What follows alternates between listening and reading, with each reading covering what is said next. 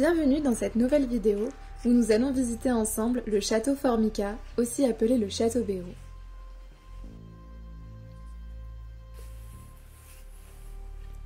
Mon exploration commence dans cet atelier où encore beaucoup d'outils sont présents, éparpillés un peu partout.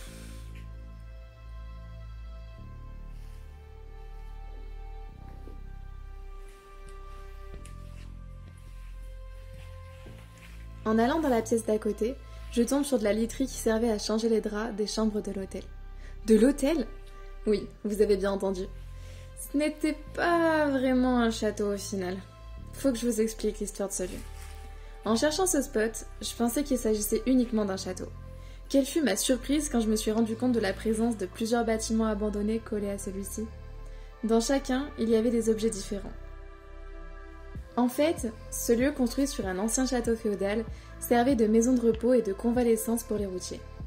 Ainsi, ils pouvaient faire une pause, manger un bout et aller dormir quelques heures dans les différentes chambres à l'étage.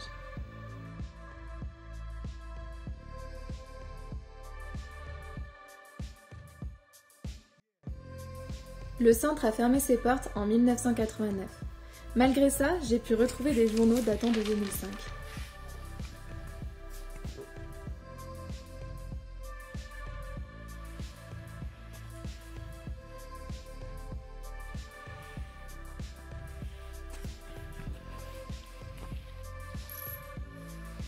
Ça dégoûte, c'est tout saccagé.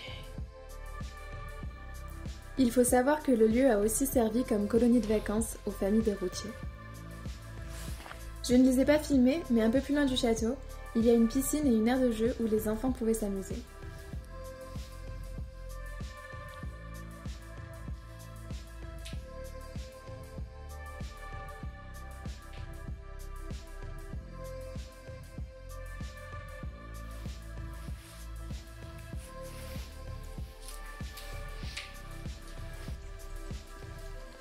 C'est immense.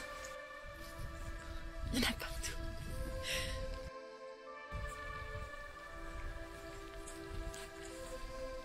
Attends, il faut que je l'ouvre.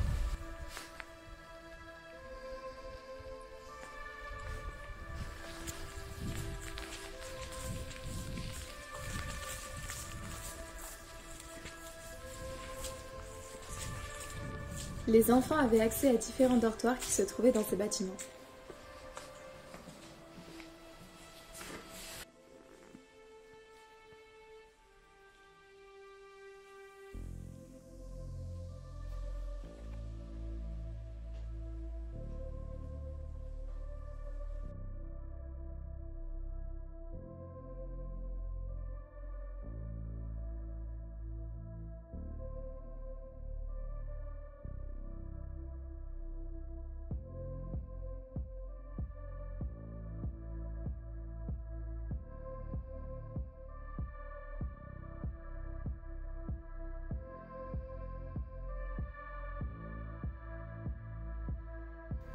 Nous tombons sur plusieurs pièces destinées uniquement au personnel de l'établissement, où ils rédigeaient et rangeaient les dossiers des personnes passant dans ce centre.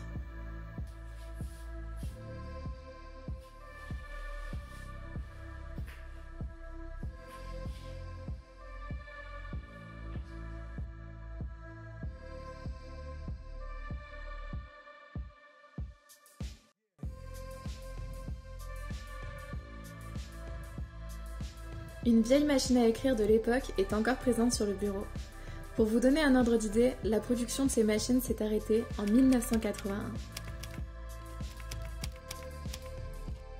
Nous poursuivons notre visite dans les bâtiments annexes et tombons encore sur des dortoirs.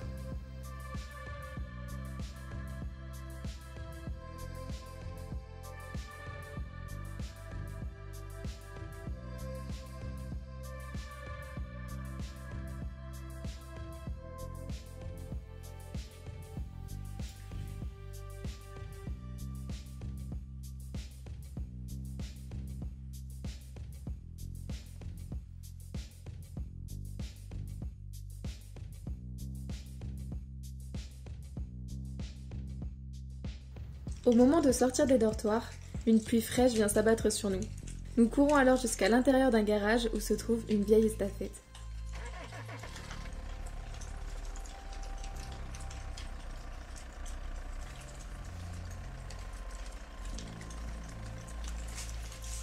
Une fois que la pluie s'est arrêtée, nous décidons de nous diriger vers le bâtiment pour lequel nous sommes venus à la base.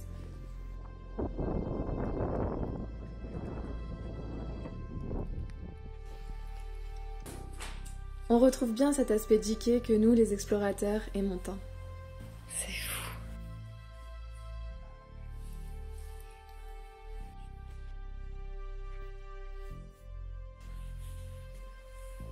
D'après la voisine avec qui nous avons discuté pour avoir des informations, ce lieu pouvait accueillir tout type d'événements. Les gens s'en servaient comme salle des fêtes pour organiser des mariages et des anniversaires. Elle nous a même mentionné un fait qu'elle a pu observer il y a quelques années. Un homme avait braqué une banque à Paris et il prit la fuite. Il est venu se réfugier ici pendant plusieurs semaines jusqu'à ce que le GIGN fasse une descente pour l'arrêter et récupérer l'argent volé.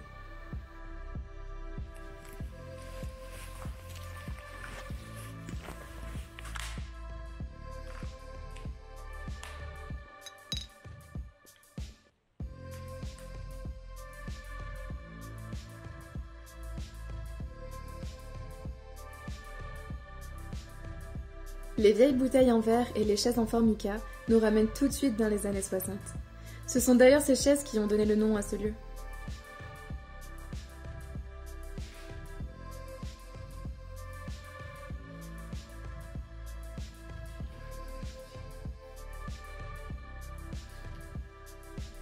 Encore pas mal de vaisselle est toujours présente malgré la dégradation naturelle du lieu et le nombre de visites qu'il reçoit quotidiennement.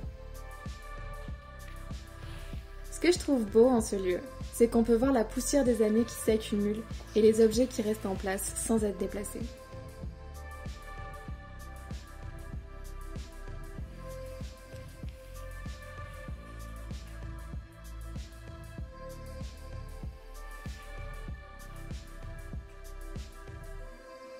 La cuisine, elle, est au bord de l'effondrement. Nous restons prudents tout en observant les ustensiles et les poêles rouillées par les années.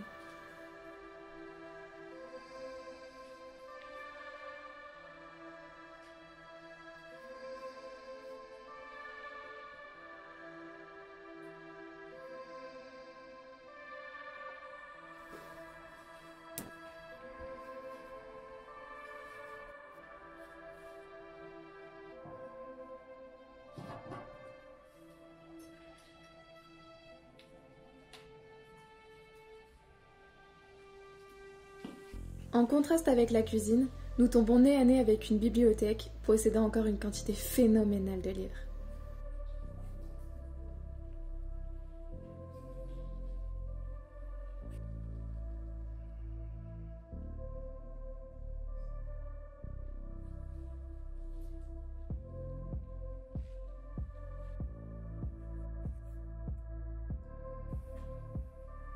Encore une fois, nous atterrissons dans une pièce dédiée au personnel, où un téléphone et plusieurs documents sont entassés sur le bureau.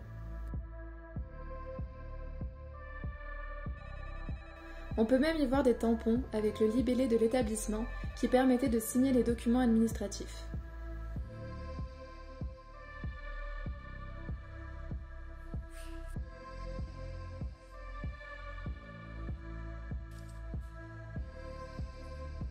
En entrant dans ce qui s'apparente être la salle de jeu, nous tombons sur un billard français qui se reconnaît par l'absence de trous.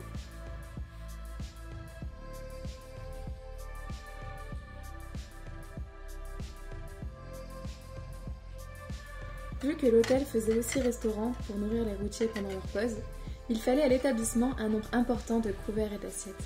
Stock que l'on a retrouvé entreposé dans cette pièce.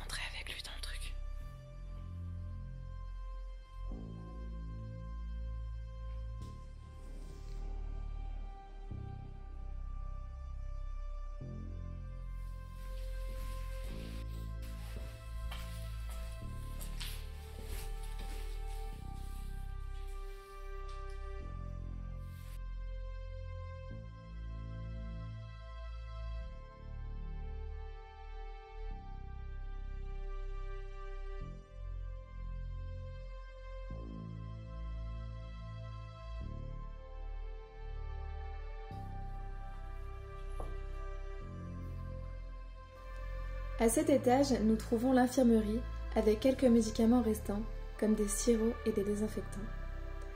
Notre exploration s'achèvera ici, avec le froid qui se fait de plus en plus ressentir et la tombée de la nuit. Si cette vidéo vous a plu, je vous laisse vous abonner à mes différents réseaux sociaux, ainsi qu'à ma chaîne YouTube pour être prévenu de la sortie de ma prochaine vidéo. Prenez soin de vous et à bientôt. Bye!